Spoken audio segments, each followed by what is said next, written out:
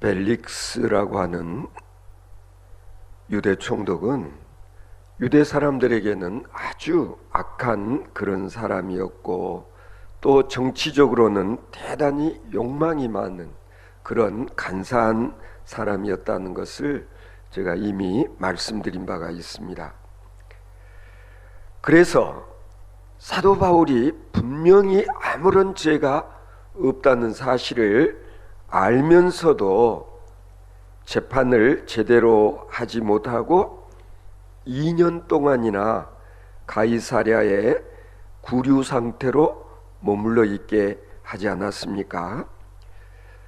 그런 중에 지난번에 말씀드렸던 대로 이 벨릭스 총독에 대한 유대인들의 불평, 불만, 탄원서들이 로마 황제에게 계속 전해져서 결국은 이 벨릭스 총독이 로마로 소환되고, 그 대신 베스도라고 하는 사람을 후임 총독으로 이렇게 내려보내게 됩니다.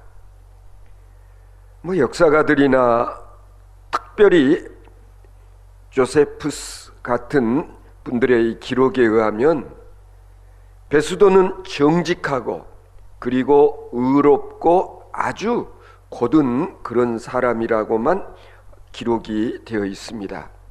여러분 한번 생각해 보십시오. 직전 벨릭스 총독이 유대인들로부터 아주 원성을 샀기 때문에 로마 황제와 그리고 또 유대 사람들의 관계가 아주 불편하게 되었을 것임은 두말할 필요가 없지 않지 않겠습니까?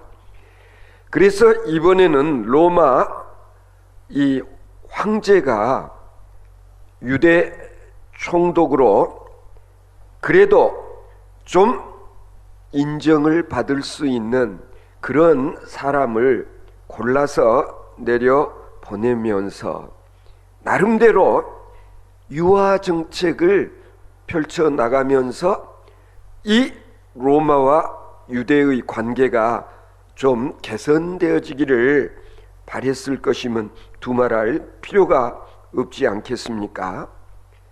그러나 역사적인 기록에 의할 것 같으면 이 베스도 총독은 부임한 지 2년 후에 건강이 악화되어서 세상을 떠난 것으로 그렇게 알려지고 있습니다. 그러니까 유대 총독으로 2년밖에 재임을 하지 못했던 것입니다. 어쨌든 이 베스도 총독은 좀 유약한 그런 편이었지만은 그러나 정직하고 그리고 온유한 사람이었다고 그렇게 평가를 받았습니다. 오늘 본문에 나타난 이 베스도 총독의 모습을 보아도 그렇습니다. 그는 가이사랴에 부임한 지 바로 3일 후에 예루살렘을 방문합니다. 여러분 한번 생각해 보십시오. 총독으로 가이사랴에 부임한 이 베스도가 3일 후에 바로 예루살렘을 찾았다라는 것은 뭘 의미하겠습니까? 그만큼 총독의 입장에서 이 유대의 어떤 중요성, 자기가 앞으로 총독으로 지내는 동안에 관계가 좋아야 된다는 사실을 너무나 잘 알았기 때문에 부임한 지 3일 만에 예루살렘을 방문했다고 그렇게 추정해 볼 수가 있는 것입니다. 방금 전에 여러분들 이 본문 말씀 함께 봉독하면서 느끼셨을 것입니다마는 총독 베스도는 예루살렘을 방문하면서 막 요란하게 그 호위하는 병사들을 거느리지 않은 채 여기 보면 단신으로 예루살렘을 방문했고, 그리고 예루살렘을 방문하면서 바로 사내들인 공의회 의원들을 만나서 조금 그동안 악화되었던 로마와 유대의 관계를 개선하고자 하는 그런 노력을 바로 시도했다는 것을 알 수가 있습니다.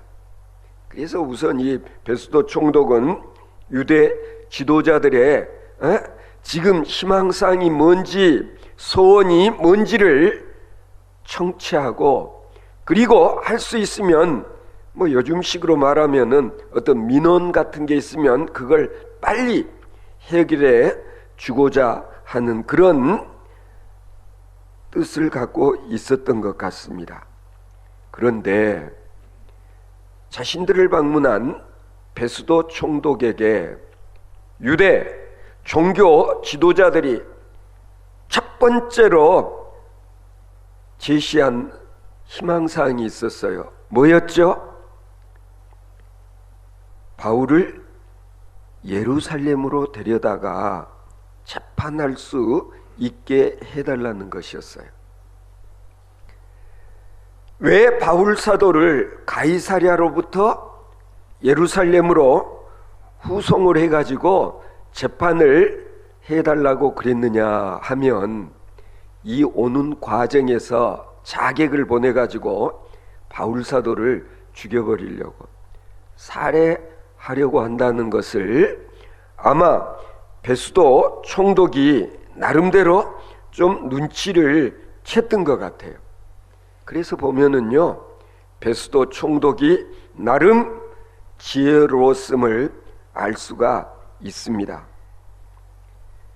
그는 아니다.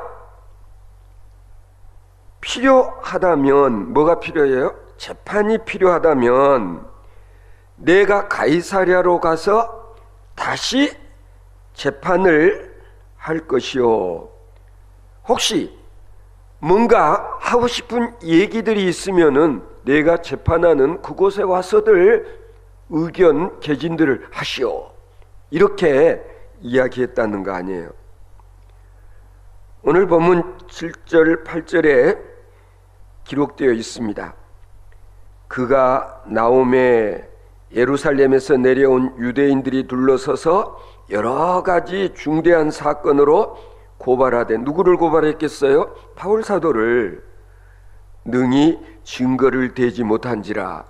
벌써 베수도 총독이 가이사랴로 와서 재판을 시작했을 때에 베수도가 미리 이야기한 대로 유대 지도자들이 재판정에 나와가지고, 바울 이 친구 이런 죄도 범했고 저런 죄도 범했고 막 이 고발을 해댔는데, 듣자 하니 결정적인 그런 증거는 제시하지를 못했다, 그런 얘기예요. 바꿔서 이야기하면 많은 고발 사항들을 열거는 했지만 바울 사도에게 정말 유죄 판결을 내릴 만한 결정적인 그런 것에 제시를 하는 데는 미흡했다라는 그런 얘기예요. 한마디로 바울 사도에게서 죄를 찾지 못했다는 거예요. 바울을 정죄할 꼬투리가 없었던 것입니다. 그럼에도 불구하고 묘한 것은 베수도 총독마저도 이 유대인의 비위를 거스리고 싶어 하지 아니했다. 아니, 이 유대 지도자들의 환심을 사고자 하는, 역시 정치인은 정치인이라는 거예요. 그래서 이 베수도 총독은 오늘 본문에 기록되어 있지 않아요. 유대인의 마음을 얻고자 하여 저들에게 환심을 사려는 쪽으로 마음이 돌아갔다.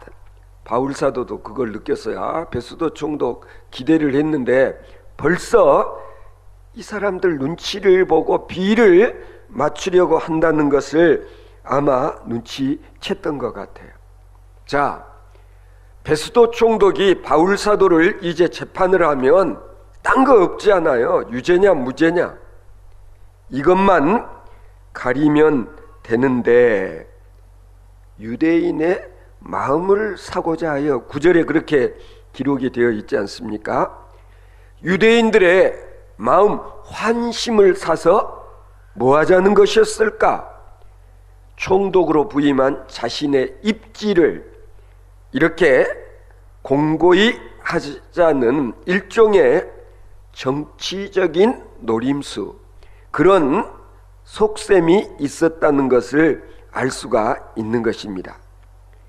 여러분, 사실 우리가 그렇지 않습니까? 무슨 일을 하든지 간에 정말 지금 이것이 하나님을 위한 것이냐, 정말로 진리를 위함이냐, 여기에 초점이 모아져야 되는데 이 눈치 저 눈치 살피면서, 가령 예를 들어서 그렇잖아요. 저도 그런 경험을 해본 적이 있지만 황희정승처럼 당신도 옳고 그리고 당신의 말도 일리가 있고 그래서 항상 뭐 양비 양시론적인 그런 입장을 취하는 게 어떻게 보면 정치인들의 상투적인 그런 일처리 모습이라고 할 수 있죠. 자, 바울사도가 눈치챘어요. 베스도 총독에게서도 별로 기대할 바가 없구나.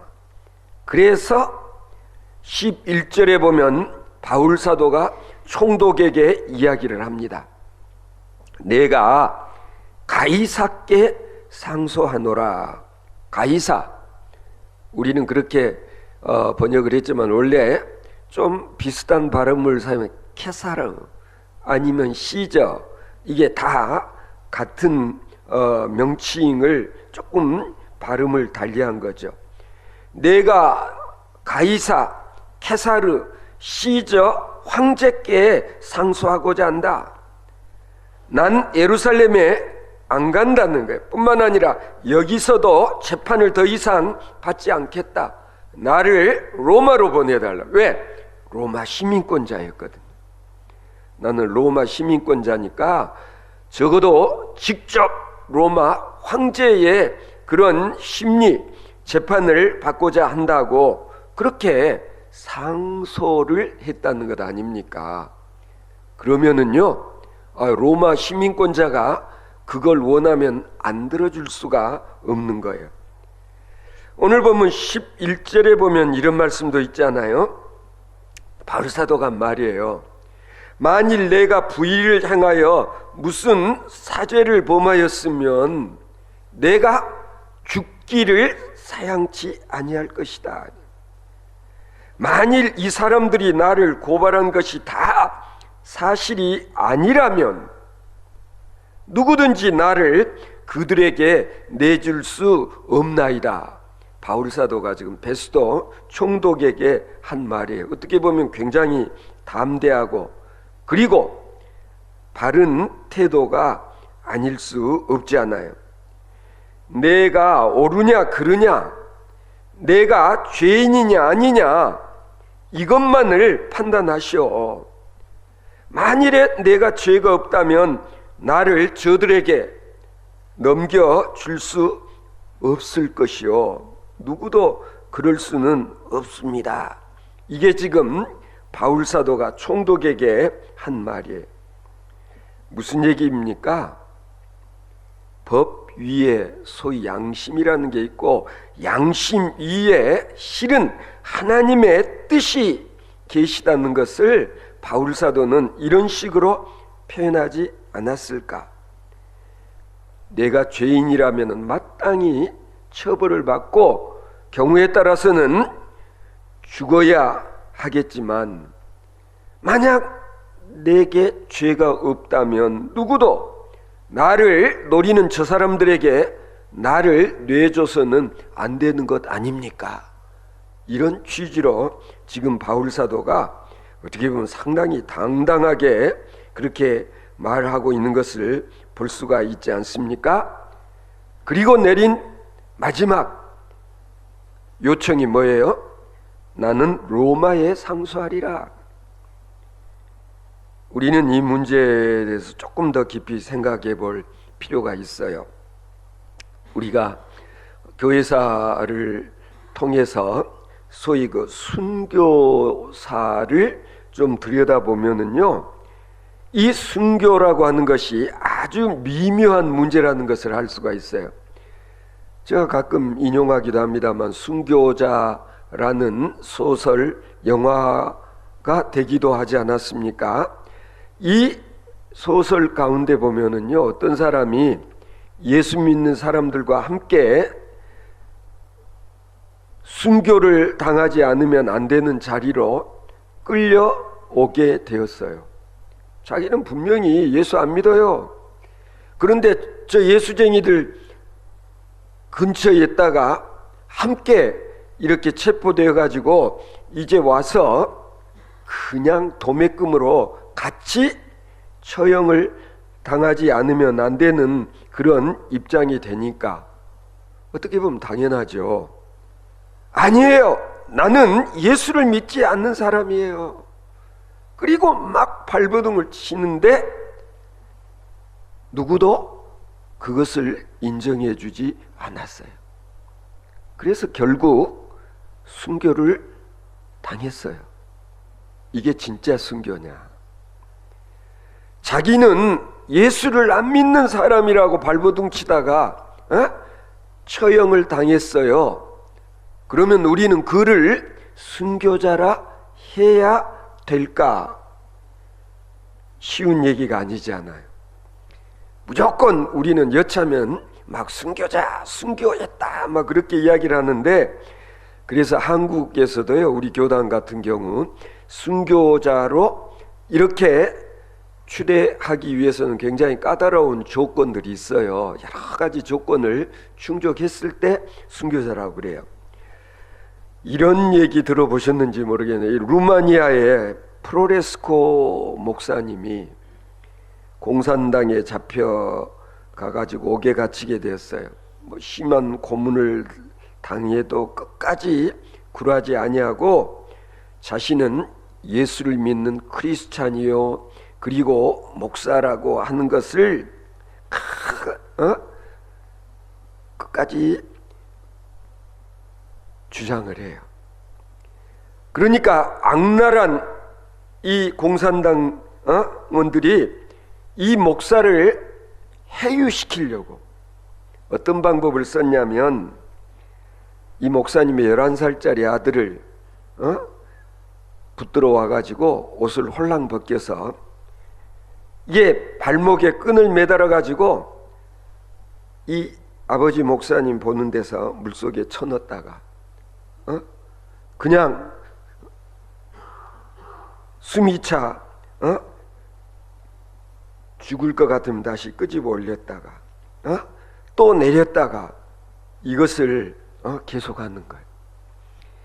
그러니까 결국 프레스코 목사님은 그 광경을 더 이상 지켜볼 수가 없어서 나는 예수님을 모른다, 믿지를 않는다, 그렇게 말하려고 했는데 이 고문을 당하고 있던 11살짜리 아들이 외치더라는 거예요.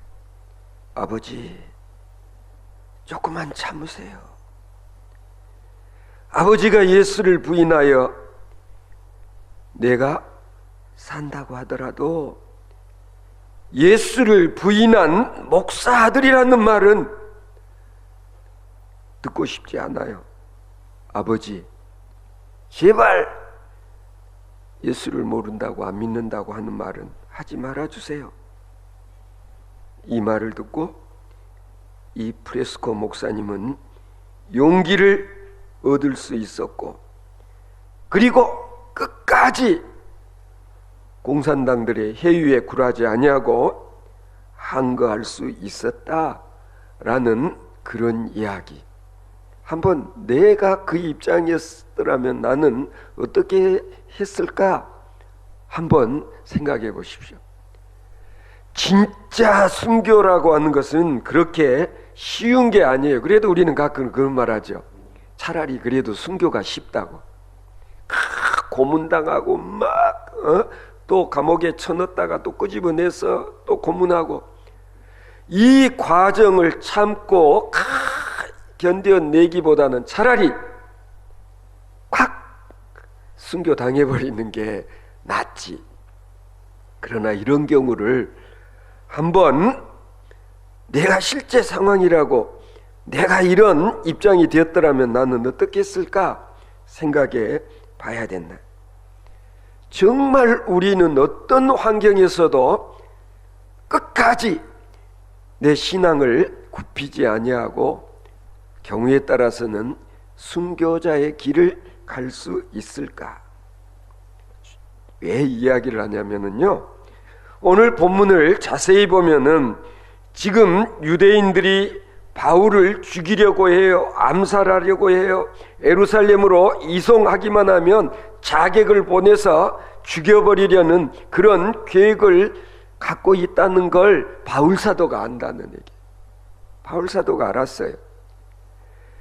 베스도 총독도 이것을 알고 있음에 분명해요. 자, 여러분, 바울 사도가 이렇게 호송되어지는 과정에서 이런 죽음을 당했다고 한다면, 자객에 의해서 죽음을 당했다고 한다면 과연 바울을 순교자라고 할 수 있을까? 바울 사도는 이것까지 생각했다는 거예요. 적어도 내가 죽는다면 누구처럼 죽어야 돼요? 누구를 죽였어요? 이전에 스데반 집사를 죽이지 않았어요? 스데반 집사가 끝까지 신앙의 절개를 굽히지 아니하고 돌에 맞아 죽지 않아요.